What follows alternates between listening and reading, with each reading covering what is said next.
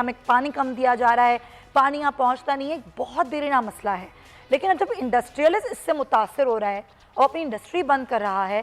देखिए, इंडस्ट्री की एक बेसिक डिमांड है पानी। लेकिन ओवरऑल जो पानी का मसला है वो सिंध के अंदर, पर्टिकुलरली कराची के अंदर इतना ज्यादा संगीन होता जा रहा है कि इस वक्त यहाँ पे इंडस्ट्री अब पैकअप होना शुरू हो गई है। आपने नमस्कार दोस्तों, ये है इंडिया पॉइंट और इंडिया पॉइंट में आप सबका स्वागत है। और यहाँ पे बात हो रही है कि रिसेंटली पाकिस्तान में पानी भी चला गया है। प्रीवियसली गैस नहीं था, इलेक्ट्रिसिटी चली गई थी, अब पानी भी चला गया है। पूरा पाकिस्तान है वो पानी के लिए तड़प रहा है। देखा जाए पाकिस्तान का ये जो नजारा देख के ऐसा लगता है कि पाकिस्तान है वो बैकवर्ड टाइम में जी रहा है, क्योंकि आधुनिक टाइम की कोई भी सुविधाएं पाकिस्तान के पास आज अवेलेबल नहीं है और ये लोग कश्मीर का सपना देखते हैं। पानी की क्राइसिस की वजह से बहुत सारी इंडस्ट्रीज है पाकिस्तान में जो बंद है।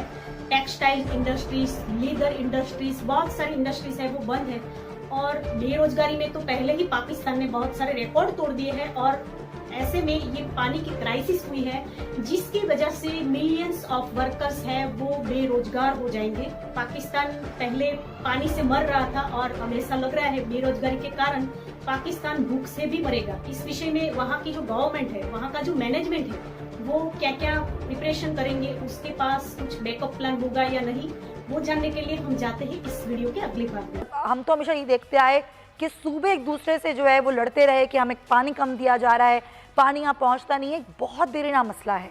लेकिन अब जब इंडस्ट्रियलिस्ट इससे मुतासर हो रहा है और अपनी इंडस्ट्री बंद कर रहा है तो ये तो बहुत ही तशवीशनाक सूरत हाल है। कितना ये मसला ऊपर आ गया है और कितना पानी सालाना एक इंडस्ट्रियलिस्ट को ख़रीदना पड़ता है, आप क्या बताएंगे इस सूरत हाल पर? देखिए, इंडस्ट्री की एक बेसिक डिमांड है पानी। अगर हम बात करें टेक्सटाइल इंडस्ट्री की या लेदर इंडस्ट्री की, ये वाटर इंटेंसिव इंडस्ट्रीज हैं और पानी इनकी रिक्वायरमेंट होती है, इनकी एक प्रोडक्ट बनाने के लिए रिक्वायरमेंट होती है। इनको अपने ज़ाती इस्तेमाल के लिए पानी नहीं चाहिए होता, बल्कि इनको प्रोडक्ट बनाने के लिए चाहिए होता है पानी। और वो पानी जिससे ये प्रोडक्ट बनाते हैं, जो कि मुल्क के लिए ज़र मुबादला कमा के देती है, यहाँ पे लोगों को एम्प्लॉयमेंट जनरेट करके देती है, यहाँ पे आपके टैक्सेस जनरेट करके देती है। तो उस तरीके से जब उसको प्रोडक्ट बनाने के लिए अपने पानी की रिक्वायरमेंट होती है तो यकीनन वो सप्लाई करना हुकूमत की जिम्मेदारी है। पानी एक ऐसी चीज़ है जिसका हल निकालना इंडस्ट्री के अपने बस की बात नहीं होती। इंडस्ट्री उसके लिए ऑलरेडी पे कर रही है और विलिंग है कि गवर्नमेंट को वो पे कर रहे हैं। हमारा वाटर बोर्ड के साथ इंटरेक्शन रहता है, हमारे उनके साथ बहुत कभी-कभी टफ आर्ग्यूमेंट्स भी हो जाते हैं, कभी उनके साथ हमारे बेहतर इंटरेक्शंस भी रहते हैं। लेकिन ओवरऑल जो पानी का मसला है वो सिंध के अंदर, पर्टिकुलरली कराची के अंदर इतना ज़्यादा संगीन होता जा रहा है कि इस वक्त यहाँ पे इंडस्ट्री अब पैकअप होना शुरू हो गई है। आपने जिक्र किया ऐसे मुनीर साहब का, ऐसे मुनीर साहब पैकअप कर नहीं रहे बल्कि उन्होंने ऑलरेडी पैकअप कर दिया है। पाकिस्तान के वो सबसे बड़े एक्सपोर्टर थे। 3 अरब रुपए की उनकी एक्सपोर्ट थी और उसका उनको जो पानी परचेज करना पड़ता था, एक बड़े एक्सपोर्टर की अगर आप बात करें तो उनको 2 करोड़ रुपए महीने का पानी वो परचेज कर रहे थे। और ये चीज़, ये इतनी बड़ी कॉस्ट थी कि जिसकी वजह से उनको अपनी यहाँ से कराची से इंडस्ट्री शिफ्ट करनी पड़ी। अब जब कराची से इंडस्ट्री इस तरीके से जाएगी, और भी ज़ाहिर है कि जो बड़े एक्सपोर्टर्स हैं, क्योंकि कराची में आपको पता है कि और भी दीगर मसाइल बहुत ज़्यादा है as compared to rest of the country.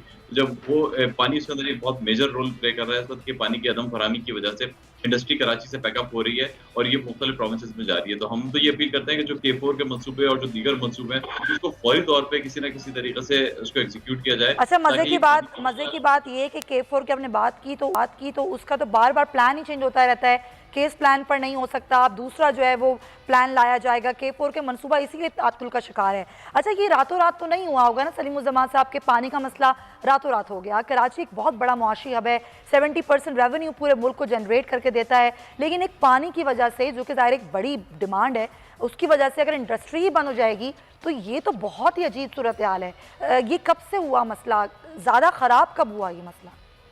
देखिए, पानी का मसला तो बहुत अरसे से चल रहा है और ये बहुत वक्त के साथ साथ ये मसला संगीन होता गया। कराची वो शहर है बदनसीबी से जिसकी आबादी बढ़ती है लेकिन कागज़ों में उसकी आबादी कम होना शुरू हो जाती है। और जब उसकी आबादी उतनी रिपोर्ट नहीं होती जितनी उसकी रिक्वायरमेंट है, तो उसके लिए शायद वसाइल का भी उतना जो एलोकेशन है वो उतना नहीं हो पाता। आपकी इस वक्त जो कराची शहर की आबादी है वो बेतहाशा बढ़ चुकी है। यहाँ पे वसाइल उसके हिसाब से मौजूद नहीं है। पानी, यहाँ पे आपको पता है कि पानी की इस वक्त एक सीरियस क्राइसिस है और उसके रिजल्ट्स अब हमने देखना शुरू कर दिए। इसके रिजल्ट्स अब हमारे सामने आना शुरू हो गए। आपके यहाँ से इंडस्ट्री होना शुरू हो गई। एक है तो मैंने आपको नाम दिया, इसी तरीके से और दीगर बहुत सारे लोग हैं। आप खुद अंदाजा लगाइए, अगर ऑन एन एवरेज एक बड़ा इंडस्ट्रियलिस्ट जिसको 1 से 1.5 करोड़ रुपए महीने का पानी खरीदना पड़ रहा है और यही इंडस्ट्री अगर वो शिफ्ट कर देता है पंजाब में, जहाँ पे पानी उसको तकरीबन फ्री ऑफ कॉस्ट अवेलेबल है, तो उसकी जो महीने की उसकी कॉस्ट सेविंग है वो कितनी बड़ी सेविंग हो जाती है। तो वो क्यों यहाँ पे बैठेगा? आप उसको इंडस्ट्रियलिस्ट को आपको वजूहत देनी होती है। इंडस्ट्रियलिस्ट यकीनन यहाँ पे बैठा हुआ एक जिहाद कर रहा है, इतने सारे यहाँ पे चैलेंजेस को फेस कर रहा है, लेकिन अगर आप उसके पास से वो बैठने की बजाय छीनते रहेंगे, आप उसको बुनियादी ज़रूरियात फराहम नहीं करेंगे, तो उसके लिए तो फिर बेकार है। वो तो ऐसी वेन्यूज़ ढूँढेगा कि जहाँ पे वो अनइंटरप्टेड तरीके से अपनी प्रोडक्ट्स को सप्लाई कर सके। आप ये देखिए कि पानी की जो सप्लाई है, एक तो कॉस्ट का इतना बड़ा फैक्टर है, दूसरा इसके अंदर पे फैक्टर आता है कि अवेलेबिलिटी कभी-कभी जो है डिफिकल्ट हो जाती है। अवेलेबिलिटी अभी इन्होंने पहले, अब तो खैर हमारे उससे रेगुलराइज़ कर रहे हैं वो लोग सबसॉइल कनेक्शंस को, लेकिन पहले इन्होंने सबसॉइल के कनेक्शंस काटना शुरू कर दिए थे। तो उसकी वजह से पानी की फराहमी मुअत्तल हुई और इंडस्ट्री शटडाउन की तरफ चली गई। अब जब इस तरह के मसले मसाइल आपको आए दिन आते रहेंगे, तो इंडस्ट्रियलिस्ट यकीनन ऐसी वेन्यूज़ ढूँढेगा जहाँ पे उसको ये मसाइल ना हो और जहाँ पे वो अपना बगैर किसी प्रॉब्लम के इंडस्ट्री ऑपरेट कर सके। बिल्कुल आप सही कह रहे हैं, ज़ाहिर है फिर तो होगा यही। अच्छा, आपने अभी कहा कि हम वाटर बोर्ड से राब्ते में रहते हैं, शिमन वाटर बोर्ड से भी आपकी बातचीत होती होगी, लेकिन हुकूमत से आपकी क्या बातचीत है? हुकूमत से आप लोगों के डिस्कशन हुआ कि ये इतनी तशवीशनाक सूरत हाल हुई कि इंडस्ट्री बंद हो रही है, तो उन्होंने आपको क्या जवाब दिया? देखिए, हम हर लेवल पे ये आवाज़ वक़्तन-फ़वक़्तन उठाते रहते हैं। हमारी नासिर शाह साहब से मुलाकात हुई और बहुत अच्छी मुलाकात हुई। हमने उनको अपने कंसर्न से भी आगाह किया और हमने उनको बताया कि इंडस्ट्री इस तरीके से मूव हो रही है यहाँ पे। उसके ऊपर उन्होंने हमें हर तरह की एश्योरेंसेस दी, जो हमारे ऑपरेशनल डिफ़िकल्टीज़ थे, उसके लिए उन्होंने हमारा एक लेजेंड भी अच्छा क्रिएट कराया वाटर बोर्ड के साथ। लेकिन इस वक़्त बात ऑपरेशनल डिफ़िकल्टीज़ की नहीं है, बात ये है कि अब जो लॉन्ग टर्म आपके प्लान्स हैं, उनको एग्ज़ीक्यूट करने की बात है कि उस वक़्त उनको फ़ोकस फेडरल गवर्नमेंट को भी और प्रोविंशियल गवर्नमेंट को भी अपने आपस के इख्तिलाफ़ात को बुला के कराची के लिए एक होकर सोचना पड़ेगा कि हम किस तरीके से ये अपने डिफरेंसेस को बुला के कराची के जो मसाइल हैं उनको हल कर सकते हैं। चाहे इसमें फेडरल गवर्नमेंट इंटरवीन करे, चाहे इसमें प्रोविंशियल गवर्नमेंट अपना किरदार अदा करे, लेकिन पानी के मसले को स्ट्रेटेजिक लेवल पे इनको हल करना पड़ेगा, क्योंकि पानी के बगैर यहाँ की सनत नहीं चल सकती, यहाँ के रहने वाले नहीं रह सकते। अच्छा, ये बड़ी अजीब सी बात है कि हर मामले को हम सियासी रुख देते हैं, और आपने बिल्कुल सही कहा कि सियासी मामला, सियासी इख्तलाफात बुला के बैठ के मसले का हल निकालें। अच्छा, आप ही लोग हैं, चाहे वो एक आम आदमी है अपने घर के लिए पानी ख़रीद रहा है, या इंडस्ट्रियलिस्ट है वो अपनी इंडस्ट्री के लिए पानी ख़रीद रहा है, आपको पानी ख़रीद के तो मिल जाएगा, लेकिन आपको पानी लाइनों में नहीं मिलेगा। तो एक इंडस्ट्रियल जो करोड़ों का पानी ख़रीद रहा है, उसको इतना नुकसान हो रहा है, तो बाकी जो इंडस्ट्रीज़ हैं वो किस तरह सफ़र कर रही हैं इससे? सलीम उज़्ज़मा साहब, देखिए, पानी के जो सफ़रर है वो हर कोई है, कराची में रहने वाला हर शख्स पानी का सफ़रर है। हमें जो पानी अपने घरों के लिए भी मिल रहा है, वो डायरेक्ट पानी खरीद के हमें लेना पड़ रहा है। लाइनों के अंदर, घर के अंदर भी पानी नहीं आ रहा, टैंकर्स हमें डलवाने पड़ रहे हैं। तो पानी एक जो बुनियादी ज़रूरत है, पानी तो आपको दुनिया भर के अंदर तो आपको अंडरग्राउंड टैंक की ज़रूरत नहीं होती। लाइनों का इतना प्रेशर, जो अच्छे तरक्की याफ्ता ममालिक है, और लाइनों में इतना अच्छा प्रेशर होता है, और ड्रिंकिंग क्वालिटी का वाटर उनकी डायरेक्ट ओवर टैंक्स के अंदर जा रहा होता है, उनके डायरेक्ट नलों के अंदर सप्लाई आ रही होती है, और ऐसा लगता है कि प्रेशर पंप काम कर रहा है, जिस प्रेशर से उनके यहाँ पानी आ रहा होता है। और पानी की क्वालिटी भी ऐसी कि आप उसको डायरेक्टली टैप खोलें और पानी आप ड्रिंक कर लें। तो यहाँ पे कराची जो इंडस्ट्रियलिस्ट है वो भी सफ़र कर रहे हैं। हम जब घर जाते हैं तो ज़ाहिर है कि एज़ अ रेजिडेंशियल कंज्यूमर्स हम अपने घरों में भी सफ़र करते हैं। आप सब और हम सब के घर के अंदर मिनरल वाटर हम इस्तेमाल करने पे मजबूर हैं, क्योंकि हम पानी जो है सप्लाई नहीं आ रही होती। तो ये पानी का मसला तो यकीनन वक्त के साथ साथ बहुत ज़्यादा संगीन होता गया है। हमने अपने बचपन में देखा था कि पानी घरों के अंदर भी लाइनों के थ्रू आ रहा हुआ करता था, लेकिन अब तो टैंकर्स के अलावा और कोई सूरत हाल नज़र ही नहीं आती। बिल्कुल आप सही कह रहे हैं। अब ये माज़ी का किस्सा बन चुका है कि पानी लाइनों में भी कभी आया करता था, इतना साफ़ पानी होता था कि पहले लोग वो पानी जो टैप वाटर था वो पी लिया करते थे, लेकिन अब हम मजबूर हैं। अच्छा, क्योंकि ज़ाहिर आपने भी कहा इतनी फैक्ट्रियाँ बंद होंगी तो ज़ाहिर बेरोज़गारी बढ़ेगी। एक फैक्ट्री बंद होती है या 2 फैक्ट्री बंद हों या फिर 15-20 फैक्ट्रियाँ बंद हों, कितने बड़ी तादाद में लोग बेरोज़गार होंगे सलीम साहब? देखिए, ये तो लिमिटलेस चीज़ है, और ये डिपेंड करता है कि इंडस्ट्री किस साइज़ की है। जिस तरह से आपने ज़िक्र किया कि जो ऐसे मुनीर साहब की जो इंडस्ट्री बंद हुई, तो उसके अंदर तो तकरीबन 10 से 15,000 वर्कर्स होंगे उनके पास।